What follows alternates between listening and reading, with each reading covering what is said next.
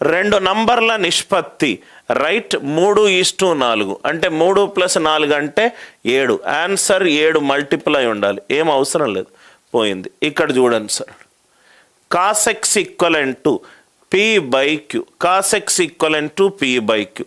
క్వశ్చన్లో చరరాశులు ఉన్నాయి. నేను చాలాసార్లు ఆల్జీబ్రాలో చెప్పాను సార్, క్వశ్చన్లో చరరాశులు ఉన్నాయి, ఆన్సర్లో కూడా చరరాశులు ఉన్నాయి.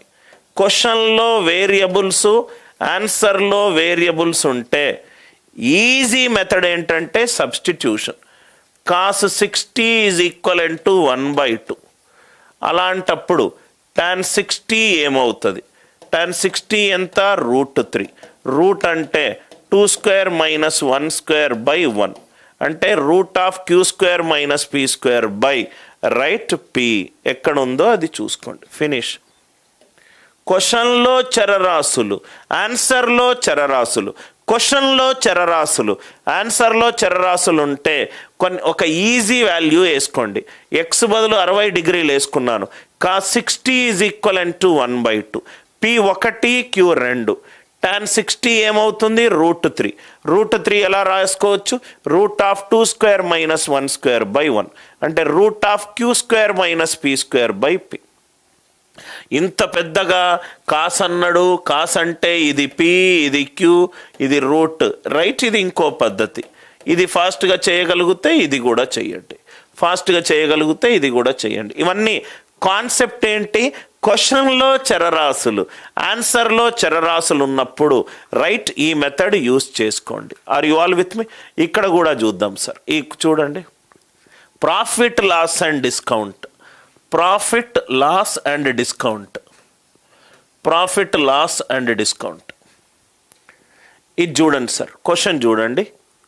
ఒక వస్తువుని 20 రూపాయలకు అమ్ముతే, ఒక వస్తువుని 20 రూపాయలకు అమ్ముతే నష్ట శాతము కొన్న ధరకు సమానం అన్నాడు.